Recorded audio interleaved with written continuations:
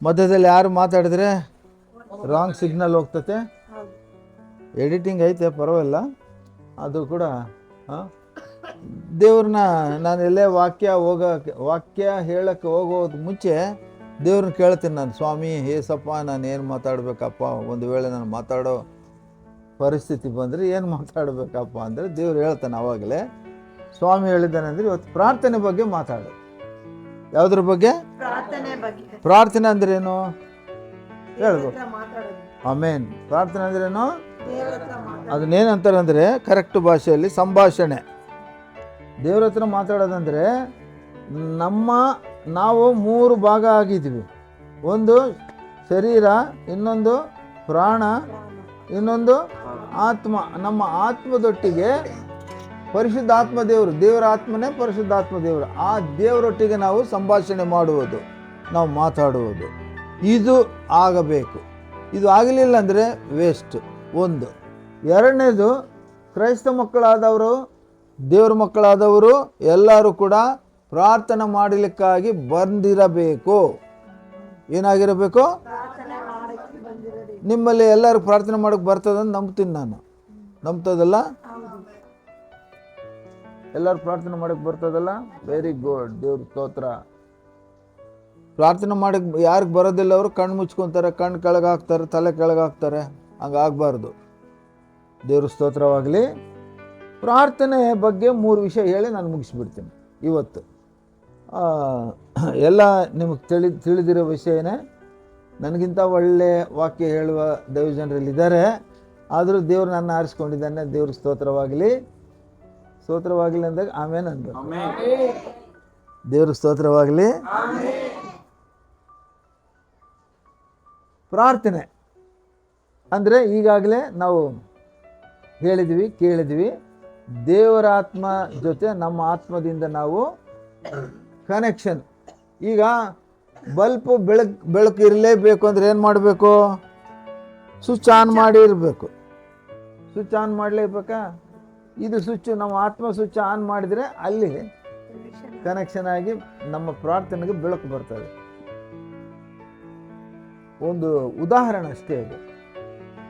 ಇವತ್ತು ಪ್ರಾರ್ಥನೆ ನಮ್ಮ ಬೈಬಲಲ್ಲಿ ಆದಿಕಾಂಡದಿಂದ ಹಿಡಿದು ಪ್ರಕಟಣಾ ಗ್ರಂಥದವರೆಗೆ ನಾವು ನೋಡುವುದಾದರೆ ಎಲ್ಲ ಭಕ್ತರು ಪ್ರಾರ್ಥನೆ ಮಾಡಿದ್ದಾರೆ. ಪ್ರಾರ್ಥನೆ ಮೂಲಕ ಅದ್ಭುತ ಕಾರ್ಯಗಳು, ಆಶ್ಚರ್ಯ ಕಾರ್ಯಗಳು, ಸೂಚಕ ಕಾರ್ಯಗಳು, ಸ್ವಸ್ಥತಾ ಕಾರ್ಯಗಳು ಆಗಿದ್ದಾವೆ. ಅವಷ್ಟಕ್ಕವೇ ಆಗಿಲ್ಲ. ನಾವು ಕೇಳಬೇಕು ಸ್ವಾಮಿನ. ಅಮ್ಮ ಮನೆಯಲ್ಲಿ ಇರ್ತಾಳಮ್ಮ, ಹಸಿವು ಆಗ್ತದಂದರೆ ಊಟ ಕೊಡ್ತಾರೆ. ದೇವ್ರ ಹತ್ರ ಕೂಡ ನಮಗೇನು ಬೇಕು ನಾವು ಕೇಳಬೇಕು. ದೇವ್ರಿಗೆಲ್ಲ ಗೊತ್ತು. ಆದರೆ ನಮ್ಮ ಹೃದಯವು ದೇವ್ರು ಕೊಟ್ಟಿದ್ದೀವೋ ಇಲ್ಲ ಅಂತ ದೇವ್ರು ನಮ್ಮನ್ನು ಪರೀಕ್ಷೆ ಮಾಡುವನಾಗಿದ್ದಾನೆ. ಹೌದಲ್ವಾ? ವಾಕ್ಯ ಆಧಾರಿತ ಹಾಡುಗಳು ಎಲ್ಲ ಭಕ್ತರು ಬರ್ದಾರೆ. ಏನು ಬರ್ದಾರೆ ಅಂದರೆ, ದೇವ್ರು ನಮ್ಮನ್ನು ಸೃಷ್ಟಿ ಮಾಡಿರೋದು ಏನಕ್ಕೆ? ಆತನ್ನ ಸ್ತುತಿಸಿ ಕೊಂಡಾಡ್ಲಿಕ್ಕಾಗಿ. ಆತನ್ನ ಸ್ತುತಿಸಿ ಕೊಂಡಾಡ್ಲಿಕ್ಕೆ. ಅಬ್ರಹಾಮನ ದೇವರ ನಿನಗೆ ಆರಾಧನೆ, ಇಸಾಕನ ದೇವರ ನಿನಗೆ ಆರಾಧನೆ, ಯಾಕೋಬಿನ ದೇವರ ನಿನಗೆ, ಯಾಕೋಬಿನ ದೇವರ ನಿನಗೆ ಆರಾಧನೆ, ಮಾಡುವೆ ಆರಾಧನೆ.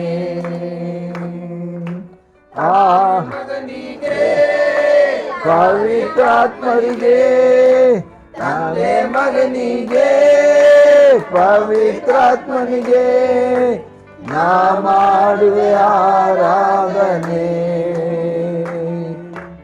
ನಾ ಮಾಡುವೆ ಆರಾಧನೆ, ಆರಾಧನೆ, ಆರಾಧನೆ,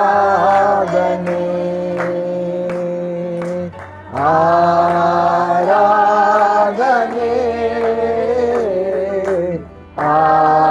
ಆರಾಧನೆ.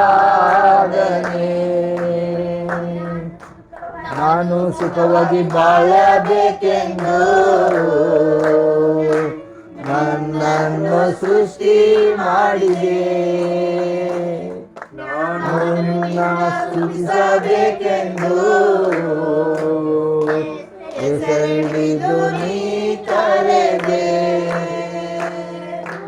ನಾನು ಸುಖವಾಗಿ ಬಾಳಬೇಕೆಂದು ನನ್ನನ್ನು ಸೃಷ್ಟಿ ಮಾಡಿದೆ. ನಾನು ನಿನ್ನ ಸ್ತುತಿಸಬೇಕೆಂದು ಹೆಸರಿಡಿದು ನೀ ಕರೆದೆ. ಕೃಪಾಪೂರ್ಣನೇ ಕೃಪಾಪೂರ್ಣನೇ ಕೃಪಾಪೂರ್ಣನೇ ಕೃಪಾಪೂರ್ಣನೇ. ಉಸಿರಿರುವ ದಿನವೆಲ್ಲ ನಾ ಮಾಡುವೆ ಆರಾಧನೆ. ನನ್ನ ಉಸಿರಿರುವ ದಿನವೆಲ್ಲ ನಾ ಮಾಡುವೆ ಆರಾಧನೆ. ಆರಾಧನೆ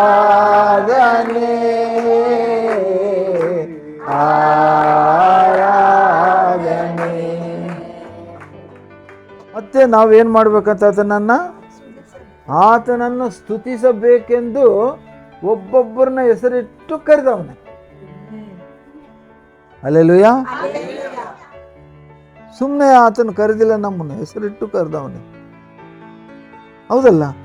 ಆದಿಕಾಂಡದಲ್ಲೇ ನೋಡ್ತೀವಿ, ಆದಾಮು ಎಲ್ಲ ಜಾತಿಗಳಿಗೆ ಒಂದೊಂದು ಹೆಸರು ಇಟ್ಟ. ದೇವ್ರು ಹೇಳಿದ್ರೆ ಇಟ್ಟನ, ಆತನೇ ಇಟ್ಟನ. ದೇವ್ರು ಹೇಳಿದ್ರೆ ಇಟ್ಟ ಅಂದರೆ ದೇವ್ರು ಇಟ್ಟಂಗೆ, ಅದು ದೇವ್ರು ಕರೆದಂಗೆ ಹೆಸರು.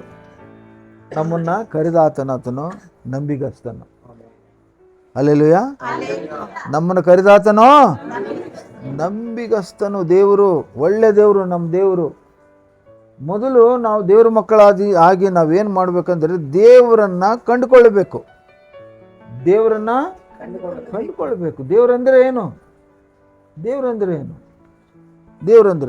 ಭಾಳ ಮಂದಿಗೆ ದೇವರಂದ್ರೆ ಗೊತ್ತಿಲ್ಲ. ಸುಮ್ಮನೆ ಪೂಜೆ ಮಾಡ್ತಾರೆ, ಪುನಸ್ಕಾರ ಮಾಡ್ತಾರೆ, ಏನೇನೋ ಮಾಡ್ತಾರೆ. ಆದರೆ ದೇವರಂದ್ರೆ ಏನು? ದೇವ್ರ ಮನುಷ್ಯನ ಇಲ್ಲ. ದೇವರಂದ್ರೆ ಏನು? ಓ, ಅಮ್ಮ ಹೇಳ್ತಾಳೆ, ಕರೆಕ್ಟ್ ಹೇಳ್ತಾಳೆ. 4ನೇ ಅಧ್ಯಾಯ 24ನೇ ವಚನ ಯೋಹಾನ, ಅಲ್ಲಿ ದೇವರು ಅನ್ನೋ ಪದ ಐತೆ. ಅಲ್ಲಿ ಯೋಹಾನ 4ನೇ ಅಧ್ಯಾಯ 24ನೇ ವಚನ ದೇವರು ಅಂತ ಬರಬೇಕು. ಅದು ದೇವರನ್ನ ಪದ ತೋರಿಸ್ಲಿಕ್ಕೆ ನಿಮ್ಗೆ ಅದು ವಚನ ಹೇಳಿದನು. ಯೋಹಾನ 4ನೇ ಅಧ್ಯಾಯ. ಸಾಕು. ದೇವರು ಆತ್ಮಸ್ವರೂಪನು, ಆತನನ್ನು ಆರಾಧಿಸುವವರು ಆತ್ಮೀಯ ರೀತಿಯಲ್ಲಿ ಸತ್ಯಕ್ಕೆ ತಕ್ಕ ಹಾಗೆ ಆರಾಧಿಸಬೇಕು. ಸಾಕಮ್ಮ.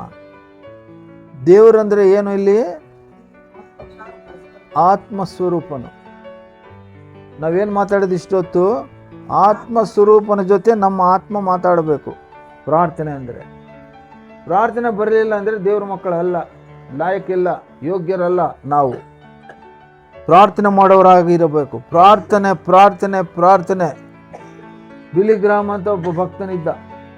ಲಕ್ಷಗಟ್ಟಲೆ ಕೋಟಿಗಟ್ಟಲೆ ಆತ್ಮಗಳನ್ನ ಸಂಪಾದಿಸಿ ದೇವ್ರ ಹತ್ರ ಹೋಗಿದ್ದಾನೆ. ಆತ ಹೇಳ್ತಾನೆ, ನಿನಗೇನಾದರೂ ಆಗಬೇಕಂದ್ರೆ, ನಿನಗೆ ಜಯ ಸಿಗಬೇಕಂದ್ರೆ ಏನು ಮಾಡ್ಬೇಕಂತೆ? ಪ್ರಾರ್ಥನೆ. 3 ವಿಷಯಗಳು ಹೇಳ್ತಾರೆ. 1ನೇದು ಪ್ರಾರ್ಥನೆ ಮಾಡಬೇಕು ಅಂತ ಹೇಳ್ದ.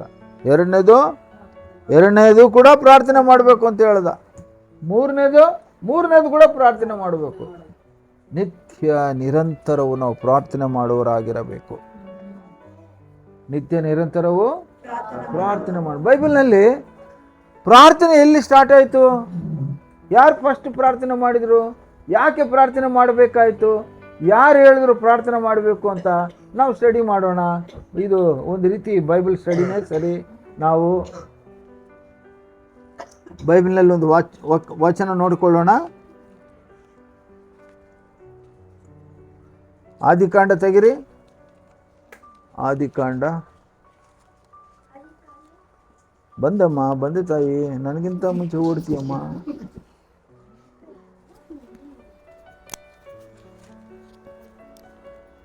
ನಾಲ್ಕನೇ ಅಧ್ಯಾಯ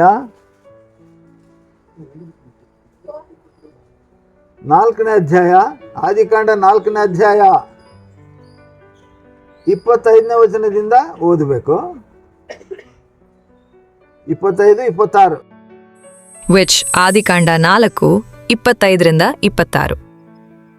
ಆದಾಮನು ತಿರುಗಿ ತನ್ನ ಹೆಂಡತಿಯನ್ನು ಕೂಡಲು ಆಕೆ ಗಂಡು ಮಗುವನ್ನು ಹೆತ್ತು ಕಕಾಯಿನನು ಕೊಂದು ಹಾಕಿದ ಹೆಕಬೆಲನಿಗೆ ಬದಲಾಗಿ ದೇವರು ನನಗೆ ಬೆವರು, ನನಗೆ ಬೆರೆ ಸಂತಾನವನ್ನು ನೆವೂಸಿದನೆಂದು ಆ ಮಗುವಿಗೆ ಸೆಕತನೆಂಬ ಹೆಸರಿಟ್ಟಳು. ತರುವಾಯ ಸೆಕತನು ಸಹ ಮಗನನ್ನು ಪಡೆದು ಅವನಿಗೆ ಎನೋಷ್ ಎಂಬ ಹೆಸರಿಟ್ಟನು. ಆ ಕಾಲದಲ್ಲಿ ಯೆಹೋವ ಎಂಬ ಹೆಸರನ್ನು ಹೇಳಿಕೊಂಡು ಆರಾಧಿಸುವುದಕ್ಕೆ ಪ್ರಾರಂಭವಾಯಿತು. ಆಯಿತು, ಮೊದಲನೇ ಪ್ರಾರ್ಥನೆ ಅಲ್ಲಿ ಆರಂಭವಾಯಿತು. ಅಲ್ಲಿವರೆಗೆ ಪ್ರಪಂಚದಲ್ಲಿ ಪ್ರಾರ್ಥನೆನೇ ಇಲ್ಲ. ಪ್ರಾರ್ಥನೆ ಮಾಡೋದು ಅಲ್ಲಿ ಆರಂಭವಾಯಿತು. ಪ್ರಾರ್ಥನೆ ಮಾಡಬೇಕು ಅಂತ ಅವನಿಗೆ ಜ್ಞಾನ ಬಂತು. ಜ್ಞಾನ ಅಂದ್ರೇನು ಹೇಳಬೇಕು. ಜ್ಞಾನ ಅಂದ್ರೇನು? ಜ್ಞಾನ ಅಂದ್ರೆ ದೇವರೇ. ಜ್ಞಾನ ಅಂದ್ರೆ ದೇವರೇ. ದೇವರು ಅವನೊಳಗೆ ತೂರಿ ಅವನಿಗೆ ಮಾರ್ಗ ತೋರಿಸಿದ ಪ್ರಾರ್ಥನೆ ಮಾಡುವುದು. ಅಲ್ಲಿವರೆಗೆ ಯಾರಿಗೂ ಗೊತ್ತಿಲ್ಲ. ಅಷ್ಟು ಮಂದಿ ಹುಟ್ಟಿದ್ರು ಆದಾಮನಿಂದ, ಯಾರು ಪ್ರಾರ್ಥನೆ ಮಾಡಿಲ್ಲ, ಗೊತ್ತಿಲ್ಲ. ಆದರೆ ದೇವರು ಏನು ಮಾಡಿದ? ಅವನು ಜ್ಞಾನ ಕೊಟ್ಟ. ಜ್ಞಾನ ಅಂದರೆ ಏನದು? ದೇವರೇ ಅವನ ಒಳಗೆ ಪ್ರವೇಶಿಸಿದ. ಹಾಗಾಗಿ ಪ್ರಾರ್ಥನೆ ಎಂಬ ವಿಷಯದಲ್ಲಿ ಆರಂಭವಾಯಿತು. ಪ್ರಾರ್ಥನೆ ಆರಂಭವಾಯಿತು. ಅಲ್ಲಿಂದ ಇವತ್ತುವರೆಗೆ, ಈ ದಿನದವರೆಗೆ ಪ್ರಾರ್ಥನೆ ಅದು ಸಾಗುತ್ತಲೇ ಇದೆ. ದೇವರು ಸ್ತೋತ್ರವಾಗಲಿ. ನಾವೆಲ್ಲರೂ ಕೂಡಿ ಬಂದೀವಿ ಇಲ್ಲಿಗೆ. ಯಾಕೆ ಬಂದೀವಿ? ಏನಕ್ಕೆ ಬಂದೀವಿ? ಪ್ರಾರ್ಥನೆಗೆ ಬಂದು. ಬೇರೆ ಏನು ಹೇಳ್ತೇನೆ? ನಮ್ಮ ಕೆಲಸ ಪ್ರಾರ್ಥನೆ. ಯಾವಾಗಲೂ ಏನು ಮಾಡೋವರಾಗಿರಬೇಕು? ಪ್ರಾರ್ಥನೆ ಮಾಡೋವರಾಗಿರಬೇಕು. ಪ್ರಾರ್ಥನೆ ನಮ್ಮ ಉಸಿರಾಗಿರಬೇಕು. ಪ್ರಾರ್ಥನೆ ಇಲ್ಲಾಂದರೆ ನಾವು ದೇವರ ಮಕ್ಕಳಾಗಲಿಕ್ಕೆ ಸಾಧ್ಯವಿಲ್ಲ. ನಮ್ಮ ಕೈಯಲ್ಲಿ ಏನು ಕೆಲಸ ಕಾರ್ಯಗಳು ಆಗೋದಿಲ್ಲ. ನಾವು ಬಂಡ ಬದುಕಾಗ್ಬಿಡ್ತೀವಿ. ನಾವು ಏನಾಗ್ತೀವಿ? ನಾವು ಜೀವ ಇಲ್ಲದ ಬದುಕಾಗ್ಬಿಡ್ತೀವಿ ನಾವು ಪ್ರಾರ್ಥನೆ ಇಲ್ಲ ಅಂದರೆ. ಪ್ರಾರ್ಥನೆ ನಾನು ಭಾಳ ಮಂದಿ ನೋಡಿದ್ದೀನಿ, ಚಿಕ್ಕ ಮಕ್ಕಳಿಂದ ಒಳ್ಳೆ ಪ್ರಾರ್ಥನೆಯಿಂದ ಬೆಳೆಸಿರ್ತಾರೆ ತಂದೆ ತಾಯಿಗಳು. ನಾನು ಯಾರಿಗಾನ ಪ್ರಾರ್ಥನೆ ಮಾಡೋ ಪರಿಸ್ಥಿತಿ ಬಂದರೆ ಚಿಕ್ಕ ಮಕ್ಕಳಿಗೆ ಪ್ರಾರ್ಥನೆ ಏನಂತ ಮಾಡ್ತೀನಿ ನಾನು? ಚಿಕ್ಕಂದಿನಿಂದಲೇ ಯೆಹೋವನ ಭಯಭಕ್ತಿಯಲ್ಲಿ ಬೆಳೆದು ದೊಡ್ಡವರಾಗಿ ತಂದೆ ತಾಯಿಗೆ ಒಳ್ಳೆ ಹೆಸರು ತರುವ ಮಕ್ಕಳಾಗಿ, ಕ್ರಿಸ್ತನಿಗೆ ಪ್ರತಿಷ್ಠೆ ತರುವ ಮಕ್ಕಳಾಗಿ ಉಳಿಬೇಕು, ಬೆಳಿಬೇಕು ಅಂತ ಪ್ರಾರ್ಥಿಸ್ತೀನಿ. ಆದ್ರೇನು? ಪ್ರಾರ್ಥನೆ ಪ್ರಾಮುಖ್ಯವಾದದ್ದು ನಮ್ಮ ಜೀವನದಲ್ಲಿ. ನಿನ್ಗೇನೆಲ್ಲ ಬೇಕು ಅಂದರೆ ಮನುಷ್ಯರು ಕೇಳಕ್ಕೆ ಹೋಗ್ಬಾರ್ದು. ನಾವು ಮೊಣಕಾಲೂರಿ ನಾವು ಪ್ರಾರ್ಥನೆ ಮಾಡಬೇಕು. ಏನು ಮಾಡಬೇಕು? ನನ್ನ ಮಕ್ಕಳಿಗೆ ಚಿಕ್ಕವರಿದ್ದಾಗ ಅಪ್ಪ ಪೆನ್ಸಿಲ್ ಬೇಕು, ಪೆನ್ನು ಬೇಕು ಅಂತ ಕೇಳಿದ್ರೆ ನಾನೇನು ಕಲಿಸಿದ್ದೀನಿ ಅವ್ರಿಗೆ? ನಾನು ಆ ಥರ ಕೇಳಿದ್ರೆ ಕೊಡಲಿಕ್ಕಿಲ್ಲ, ಮೊಣಕಾಲೂರಬೇಕು. ಏಸಪ್ಪ ನನಗೆ ಪೆನ್ನು ಬೇಕು, ಏಸಪ್ಪ ನನಗೆ ಪೆನ್ಸಿಲ್ ಬೇಕು ಅಂತ ಕೇಳಿದ್ರೆ ಕೊಡ್ತೀನಿ ಅಂಥೇಳಿ ಅವ್ರು ಒತ್ತಾಯ ಮಾಡಿ ಪ್ರಾರ್ಥನೆ ಮಾಡೋದು ಕಲಿಸಿಕೊಟ್ಟಿದ್ದೀನಿ. ನಾವು ದೇವ್ರ ಮಕ್ಕಳಾಗಿ ನಾವು ಸಹ ಈ ಥರನೇ ಪ್ರಾರ್ಥನೆ ಮಾಡೋದು ಚಿಕ್ಕಂದಿನದಲ್ಲೇ ಮನೆಯ ಮಕ್ಕಳಿಗೆ ನಾವು ಕಲಿಸ್ಬೇಕು. ನಾವೂ ಮಾಡಬೇಕು, ಅವರು ಪ್ರಾರ್ಥನೆ ಮಾಡಿಸೋದು ಕಲಿಬೇಕು. ನಮ್ಮ ಚಿಕ್ಕ ಮಗ ಅವನು ಮಾರ್ಕ್ ಕಡಿಮೆ ಬಂದುಬಿಡ್ತು. ಯಾಕೆ ಕಡಿಮೆ ಬಂತು ಅಂತ ಅಮ್ಮ ನಾವು ಆಲೋಚನೆ ಮಾಡಿದ್ವಿ. ನಾನು ಕೇಳಿದೆ, ಟೀಚರ್ ಮಗ ಏನಮ್ಮ ಕಡಿಮೆ ಮಾರ್ಕ್ ಬಂದಂತ ಅವರು ಬಾಣ ಬಿಟ್ಟೆ. ಅವ್ರಿಗೆ ಬೇಜಾರಾಯ್ತು. ಅವ್ರು ಟೀಚರ್ ಮಕ್ಕಳು ಚೆನ್ನಾಗಿ ಓದ್ಕೋಬೇಕಲ್ಲ. ಒಂದಿನ ಮಧ್ಯರಾತ್ರಿಯಲ್ಲಿ ನೋಡ್ತೀನಿ, ಟಿ ವಿ ಆನ್ ಆಗಿದೆ, ಸೌಂಡ್ ಇಲ್ದಂಗೆ ಟಿ ವಿ ನೋಡ್ತಾವನೆ ಅವನು. ಅಂದರೆ ಅರ್ಥ ಏನು? ನಾವು ಟಿ ವಿ ನೋಡಿದ್ರೆ ಅವನು ಟಿ ವಿ ನೋಡ್ತಾನೆ. ನಾವು ಪ್ರಾರ್ಥನೆ ಮಾಡಿಕೊಂಡು ನಾವು ಬೈಬಲ್ ಓದ್ಕೊಂಡು ಕೂತ್ರೆ ಅವನು ಓದ್ಕೊತಾನೆ. ಹಾಗಂತೇಳಿ ಟಿ ವಿ ಜಮಖಾನ ತಂದು ಗಂಟು ಕಟ್ಟಿ ಮೇಲೆ ಇಟ್ಬಿಟ್ವಿ. ಮನೆಯಲ್ಲ ಟಿ ವಿನೇ ಇಲ್ಲ. ಯಾವಾಗಲೂ ನಾವು ಬೈಬಲ್ ಓದೋದು, ಬುಕ್ಸ್ ಓದೋದು, ನಾವು ಓದ್ಕೊಂತ ಕೂಡೋದು, ಪ್ರಾರ್ಥನೆ ಮಾಡೋದು ಮನೆಯಲ್ಲಿ. ಅವನು ಪ್ರಾರ್ಥನೆ ಮಾಡಬೇಕು, ಅವನು ಓದ್ಕೋಬೇಕು. ಇದು ಅಭ್ಯಾಸ ಪಟ್ಟಿಸಿದ್ದೀವಿ ಅವನಿಗೆ. ಅವಾಗ ನೆಕ್ಸ್ಟ್ ಪರೀಕ್ಷೆಯಲ್ಲಿ 72% ಪಾಸ್ ಆಗಿಬಿಟ್ಟ. ಕಾರಣ ಮನೆಯೊಳಗೆ ತಂದೆ ತಾಯಿಗಳು ಮಕ್ಕಳಿಗೆ ಪ್ರಾರ್ಥನೆ ಮಾಡೋದು ಅಭ್ಯಾಸ ಮಾಡಿಸ್ಬೇಕು, ಒತ್ತಾಯ ಮಾಡಿಸ್ಬೇಕು. ಕೆಲವು ಮನೆಗಳಲ್ಲಿ ವಚನಗಳನ್ನು ಬೈಬಲ್ ನೋಡ್ದಂಗೆ ಹೇಳಬೇಕು, ಹೇಳಿದ್ರೆ ಊಟ ಕೊಡ್ತೀವಿ, ಇಲ್ಲಿದ್ರೆ ಇಲ್ಲ ಅಂತೇಳಿ ಕಂಡೀಷನ್ ಆಗ್ತಾರೆ ಕೆಲವು ತಂದೆ ತಾಯಿಗಳು. ಆ ಥರ ಮಕ್ಕಳು ನಾವು ನೋಡಿದ್ದೀನಿ, ಮನೆಗಳು ನೋಡಿದ್ದೀನಿ, ಕುಟುಂಬಗಳು ನೋಡಿದ್ದೀನಿ. ಒಳ್ಳೆಯದು, ಸಂತೋಷ. ಯಾವಾಗಲೂ ನಾವು ಏನಂದರೆ ಮಕ್ಕಳ ಮುಂದೆ ನಾವು ಶಿಸ್ತು ಬೆಳೆಸಬೇಕು. ಏನು ಶಿಸ್ತು ಅಂದರೆ ಪ್ರಾರ್ಥನೆ ಮಾಡುವ ಶಿಸ್ತು. ವಾಟ್ಸಪ್ಪಲ್ಲಿ ನೋಡ್ತೀನಿ ನಾನು, ನಿನ್ನೆ ಮೊನ್ನೆ ನೋಡ್ತೀನಿ, ಚಿಕ್ಕ ಮಕ್ಕಳು ಬ್ಯೂಟಿಫುಲ್ ಪ್ರಾರ್ಥನೆ ಮಾಡೋದು ಬಂದೈತೆ. ನೀಗ್ರೋ ಮಕ್ಕಳು ಎಂಥ ಪ್ರಾರ್ಥನೆ, ಸ್ಟ್ಯಾಂಡರ್ಡ್ ಪ್ರಾರ್ಥನೆ ಮಾಡ್ತಾ ಇದ್ದಾರೆ. ನನಗೂ ಬರಲ್ಲ ಅಂಥ ಪ್ರಾರ್ಥನೆ. ನಾನು ಫಸ್ಟ್ ದೇವ್ರು ನಂಬಿದಾಗ ಚರ್ಚ್ಗೆ ಹೋಗಿದ್ದೀನಿ. ಆ ಪಾಸ್ಟ್ರು ನಾನಂದರೆ ಭಾಳ ಪ್ರೀತಿ ಆತನಿಗೆ. ನಾನು ದೊಡ್ಡ ಆಫೀಸರು, ನನಗೊಂದು ರೀತಿ ಬೆಲೆ ಕೊಡ್ತಿದ್ದ ಆತ. ಒಂದಿನ ಏನಾಯಿತು, ಪ್ರಾರ್ಥನೆ ಆರಾಧನೆ ಮುಗೀತು. ನಮ್ಮ ಮಧ್ಯದಲ್ಲಿ ಆಫೀಸರ್ ಆಗಿರುವಂಥ ಅಯ್ಯನವರು ಬಂದಿದ್ದಾರೆ. ಅವರು ಪ್ರಾರ್ಥನೆ ಮಾಡ್ತಾರೆ ಅಂತ. ನಾನು ಪ್ರಾರ್ಥನೆ ಮಾಡೋಕ್ಕೆ ಬರಲ್ಲ. ನನ್ನ ಬಗಲಿಗೆ ಫ್ರೆಂಡ್ ಇದ್ದ, ಆತನು ಪಾಸ್ಟರ್ ಆದ. ಇಬ್ಬರು ಒಂದೇ ಸಾರಿ ಪಾದ್ರಿಗಳಾದವು. ಆತನು ಹೇಳ್ತಾನೆ, ನಾನು ಹೇಳ್ತಾ ಇದ್ದೀನಿ, ನನ್ನ ಬದಲಿಗೆ ನೀನೇ ಮಾಡಪ್ಪ ಪ್ರಾರ್ಥನೆ, ನನಗೆ ಬರೋದಿಲ್ಲ ಅಂತ ಹೇಳ್ತಾ ಇದ್ದೀನಿ. ಎಲ್ಲರೂ ಕಣ್ಣು ಮುಚ್ಚಿದ್ದಾರೆ, ನಾವು ಸಂಭಾಷಣೆ ಇಲ್ಲಿ, ನೀನು ಮಾಡಪ್ಪ. ಅವನು ಇಲ್ಲ, ಫಸ್ಟು ನಕ್ಕಿದ ಅವನು, ನೀನು ಒಳ್ಳೆ ಅದು ಬಂತೀನಿ ಮಾಡು ಮಗನೇ ಅಂದ. ನನಗೆ ಬರೋದಿಲ್ಲ ಪ್ರಾರ್ಥನೆ, ನೀನೇ ಮಾಡಪ್ಪ ಅಂದ. ಅವನೇನು ಹೇಳ್ದ, ಸೀರಿಯಸ್ ಹೇಳ್ದ ನನಗೆ, ಕಣ್ಣು ಮುಚ್ಕೋ, ಬಾಯಿ ತೆಗಿ, ಪರಿಶುದ್ಧಾತ್ಮ ದೇವ್ರು ನಡೆಸ್ತಾನ ಅಂದ. ಹಲ್ಲೆಲೂಯ. ಅವನು ಹೇಳ್ದಂಗೆ ಕಣ್ಣು ಮುಚ್ಚಿದೆ, ಬಾಯಿ ತೆಗಿದೆ. ಏನು ಮಾಡಿದ್ ನನಗೆ ಗೊತ್ತಿಲ್ಲ. ಪ್ರಾರ್ಥನೆ ಎಲ್ಲ ಮುಗಿದ ನಂತರ ಎಲ್ಲರೂ ಬಂದು ಶೇಖರಣೆ ಕೊಡ್ತಾರೆ. ಒಳ್ಳೆ ಪ್ರಾರ್ಥನೆ ಮಾಡಿದಿರಿ. ಅಂದರೆ ನಾವು ವಾಕ್ಯ ಹೇಳ್ಬೇಕಾದ್ರೆ, ಪ್ರಾರ್ಥನೆ ಮಾಡಬೇಕಾದ್ರೆ ಮಾತಾಡುವವರು ನಾವಲ್ಲ, ನಮ್ಮೊಳಗಿಂದ ಪವಿತ್ರಾತ್ಮನೇ ಮಾತಾಡುವುದು. ಹಲ್ಲೆಲೂಯ. ಇದನ್ನು ನಾವು ತಿಳ್ಕೊಂಡಿರಬೇಕು. ಯಾವಾಗ ನಮ್ಮೊಳಗೆ ಪವಿತ್ರಾತ್ಮನಿಗೆ ಸ್ಥಾನ ಕೊಡ್ತೀವೋ, ಯಾವಾಗ ಆತನನ್ನು ಸ್ಮರಿಸ್ತೀವೋ, ಯಾವಾಗಲೂ ಆತನನ್ನು ಕೊಂಡಾಡ್ತೀವೋ, ಯಾವಾಗಲೂ ಆತನನ್ನು ನಾವು ಪರಿಶುದ್ಧಗೊಳಿಸ್ತೀವೋ, ಆತನನ್ನು ಮಹಿಮೆ ಪಡಿಸ್ತೀವೋ, ದೇವ್ರು ನಮ್ಮೊಳಗೆ ವಾಸ ಮಾಡ್ತಾನೆ. ಹಲ್ಲೆಲೂಯ. ದೇವ್ರು ನಮ್ಮೊಳಗೆ ವಾಸ ಮಾಡ್ತಾನೆ. ಅಂದರೆ ಇದು ನಾವು ಪರಿಶುದ್ಧವಾಗಿರಬೇಕು. ನಡೆಯಿಂದಾಗಲಿ ನುಡಿಯಿಂದಾಗಲಿ ನಾವು ಹೇಗಿರಬೇಕು? ಪರಿಶುದ್ಧವಾಗಿರಬೇಕು. ದೇವರನ್ನು ಮಹಿಮೆ ಪಡಿಸೋರಾಗಿರಬೇಕು.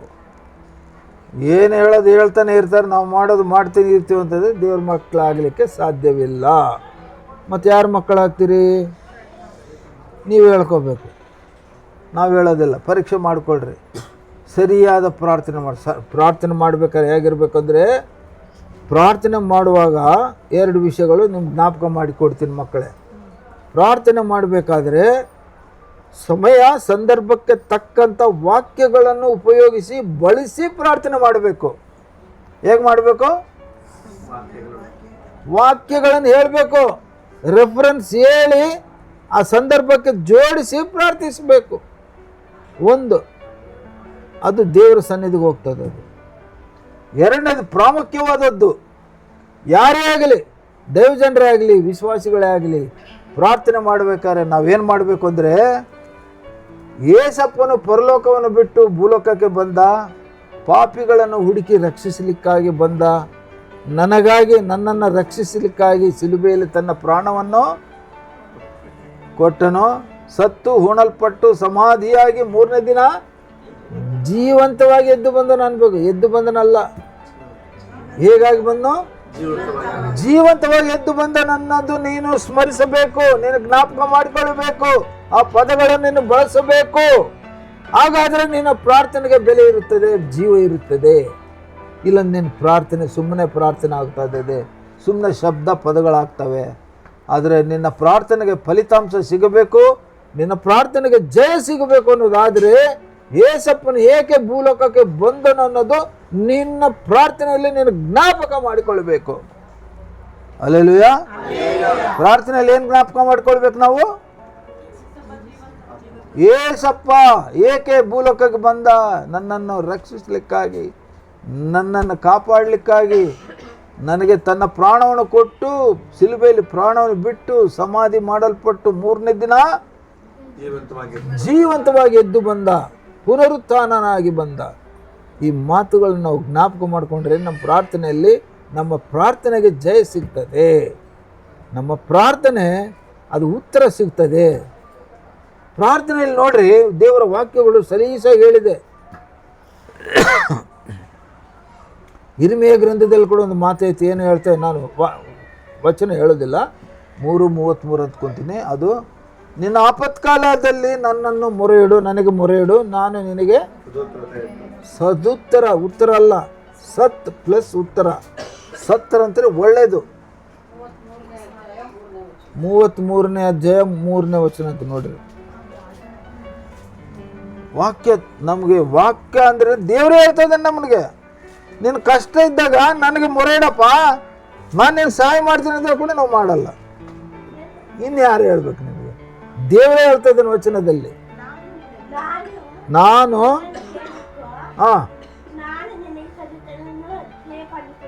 ಸದುತ್ತರವನ್ನು ದಯಪಾಲಿಸುವೆನು.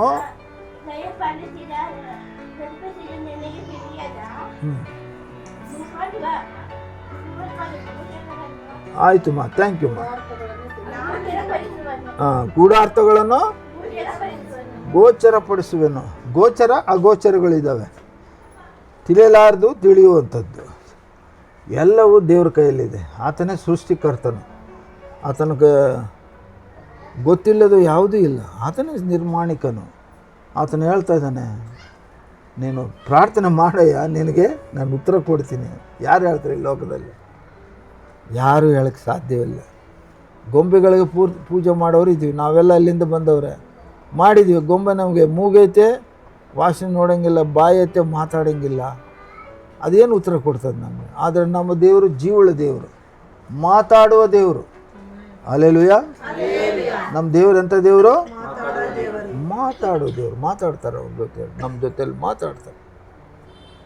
ನಾವು ಆತನನ್ನು ಕೇಳುವುದಾದರೆ, ಪ್ರಾರ್ಥಿಸುವುದಾದರೆ ನಮ್ಮ ಜೊತೆ ಮಾತಾಡ್ತಾರೆ ಅವರು. ಯಾರೋ ಎಬ್ಬಿಸ್ಕೊಂಡು ಹೋಗಿ ಒಳಗಡೆ ಕುಂದಿರಿಸಿ ಆಮೇಲೆ ಕಾಣೆಯಾದರು, ನೋಡ್ತೀನಿ ಯಾರೂ ಇಲ್ಲ ಅಂದರೆ ನನ್ನ ಪ್ರಾರ್ಥನೆಗೆ ಜಯ ಸಿಕ್ಕಿದೆ, ಬಲ. ದೇವರು ಆ ಪ್ರಾರ್ಥನೆ ಕೇಳಿಸ್ಕೊಂಡಿದ್ದಾನೆ. ಪ್ರಿಯ ಮಕ್ಕಳೇ, ಪ್ರಾರ್ಥಿಸಿದರೆ ದೇವರು ತಪ್ಪದೆ ನಮ್ಮ ಪ್ರಾರ್ಥನೆಯನ್ನು ಕೇಳಿಸ್ಕೊಳ್ಳೋನಾಗಿದ್ದಾನೆ. ಪ್ರಾರ್ಥನೆ ದಿನನಿತ್ಯದಲ್ಲಿ ಪ್ರಾರ್ಥನೆ ಮಾಡಬೇಕು, ದಿನನಿತ್ಯದಲ್ಲಿ ಪ್ರಾರ್ಥನೆ ಮಾಡಬೇಕು. ಒಂದು ಮಾತು, ದೇವ್ರ ಮಕ್ಕಳು ನಂಬಿದ್ರೇ ಪ್ರಾರ್ಥನೆ ಮಾಡಿದ್ರೇ ನಡೀತಾ ಇದೆ. ದೇವ್ರು ನಂಬಲಾರದವರು, ಬ್ಯಾಪ್ಟಿಸಮ್ ತೆಗೆದುಕೊಳ್ಳಲಾರದವರು ಪ್ರಾರ್ಥನೆ ಮಾಡಿದ್ರು ಕೂಡ ದೇವರು ಕೇಳಿಸ್ಕೊಂತಾನ ಪ್ರಾರ್ಥನೆಯನ್ನು. ಅಂತ ಒಬ್ಬ ಭಕ್ತನು ಈ ಬೈಬಲಲ್ಲಿ ನೋಡ್ತೀವಿ. ಆ ವಿಷಯ ಹೇಳಿ ನಾನು ಮುಗಿಸ್ತೀನಿ. 10ನೇ ಅಧ್ಯಾಯ ಅಪೊಸ್ತಲರ ಕಾರ್ಯ, ನನಗೆ ಭಾಳ ಇಷ್ಟವಾದ ಅಧ್ಯಾಯ ಅದು. ಅಪೊಸ್ತಲರ ಕಾರ್ಯಗಳು 10ನೇ ಅಧ್ಯಾಯ 1ರಿಂದ 7ರವರೆಗೆ ದಯವಿಟ್ಟು ಯಾರನ್ನು ಓದ್ರಿ. ಬೇಗ ಬೇಗ ಓದುವುದಾದರೆ ನಾವು ಕೆಲವು ಮಾತುಗಳು, 3 ಮಾತುಗಳಿದ್ದಾವೆ, ಮಾತುಗಳು ಹೇಳಿ ನಾವು ಮುಗಿಸ್ಬಿಡೋಣ.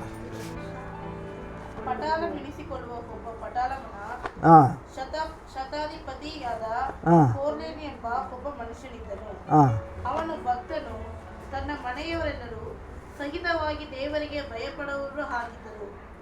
ಜನರಿಗೆ ಬಹಳವಾಗಿ ದಾನ ಧರ್ಮ ಮಾಡುತ್ತಾ ದೇವರಿಗೆ ನಿತ್ಯವೂ ಪ್ರಾರ್ಥನೆ ಮಾಡುತ್ತಾ ಇದ್ದನು. ಮಧ್ಯಾಹ್ನದ ಮೇಲೆ ಸುಮಾರು 3 ಗಂಟೆಗೆ ಅವನಿಗೆ ಒಂದು ದರ್ಶನ ಉಂಟಾಗಿ ಒಬ್ಬ ದೇವದೂತನ ತನ್ನ ಬಳಿಗೆ, ಪ್ರಾರ್ಥನೆಗಳು ನಿನ್ನ ದಾನ ಧರ್ಮಗಳು ದೇವರ ಮುಂದೆ ಜ್ಞಾಪಕಾರ್ಥವಾಗಿ ಏರಿ ಬಂದವು. ಈಗ ನೀನು, ಇಲ್ಲಿ 3 ವಿಷಯಗಳಿದ್ದಾವೆ ಈ ಒಂದು ವಚನಗಳಲ್ಲಿ. 3 ವಿಷಯಗಳೇನೆಂದರೆ, ಕೊರ್ನೇಲಿಯನ ಭಕ್ತನಿದ್ದಾನೆ. ಯಾರು?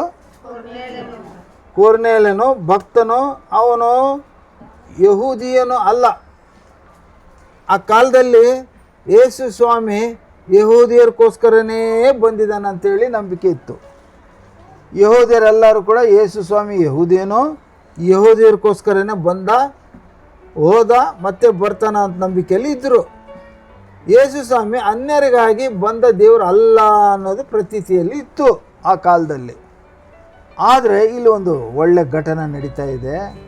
ಈ ಅಧ್ಯಾಯದಲ್ಲಿ 1ರಿಂದ 7 ವಚನಗಳು ನಾವು ಏನು ನೋಡ್ತೀವಿ ಅಂದರೆ, ಕೊರ್ನೇಲಿಯನು ಭಕ್ತನು, ಆತ ಇಟಲಿ ದೇಶದವನು. ಯಾವ ದೇಶದವನು? ಆತನು ಶತಾಧಿಪತಿ. ಅವನು ಶತಾಧಿಪತಿ ಅಂದರೆ ಮಿಲಿಟ್ರಿನಲ್ಲಿ 100 ಮಂದಿಗೆ ಒಂದು ಆಫೀಸರ್ ಇರ್ತಾರೆ. ಶತ ಅಂದರೆ 100, ಶತ ಅಂದರೆ 100 ಮಂದಿ ಸೈನಿಕರಿಗೆ ಒಂದು ಆಫೀಸರ್ ಇರ್ತಾರೆ. ಆ ಹುದ್ದೆಯಲ್ಲಿ ಇರ್ತಾನೆ ಅವನು. ಹೌದಾ? ಈಗ ಒಂದು ಸುದ್ದಿ ಹಬ್ಬಿತ್ತು, ಊರೆಲ್ಲ ಹಬ್ಬಿತ್ತು, ದೇಶ ಎಲ್ಲ ಹಬ್ಬಿತ್ತು. ನಾವು ಕೂಡ ಊರಲ್ಲಿ ಏನೇನೋ ಸುದ್ದಿಗಳು ಬರ್ತಾವಲ್ಲ, ಆ ಸುದ್ದಿಗಳು ಬಂದಾಗ ನಾವೆಲ್ಲರೂ ಕೇಳಿಸ್ಕೊಳ್ತೀವಿ. ಕೆಲವ್ರು ನಂಬ್ತಾರೆ, ಕೆಲವ್ರು ನಂಬೋದಿಲ್ಲ. ಇಲ್ಲಿ ಏನು ಸುದ್ದಿ ಅಂದರೆ, ಕೊರ್ನೇಲಿ ನಂಬಿದಾನೆ ಒಂದು ಸುದ್ದಿಯನ್ನು. ಆ ನಂಬಿಕೆ ಇರುವಂಥ ಸುದ್ದಿ ಏನಂದರೆ, ಯೇಸು ಕ್ರಿಸ್ತನು, ಅಲ್ಲೆಲೂಯಾ, ಯೇಸು ಕ್ರಿಸ್ತನು ಈ ಲೋಕಕ್ಕೆ ರಕ್ಷಕನಾಗಿ ಬಂದಂಥ ಲೋಕರಕ್ಷಕನು. ಆತನನ್ನು ಯಾರು ನಂಬುತ್ತಾರೋ ಅವ್ರಿಗೆ ರಕ್ಷಣೆ ಇದೆ ಅಂತ ಹೇಳಿ ಆತನ ನಂಬಿದ್ದ. ಅಲ್ಲೆಲೂಯಾ. ಆತನ ನಂಬಿ ಆ ನಂಬಿಕೆಯಲ್ಲಿ ಅವನು ಏನು ಮಾಡ್ತಾ ಇದ್ದ?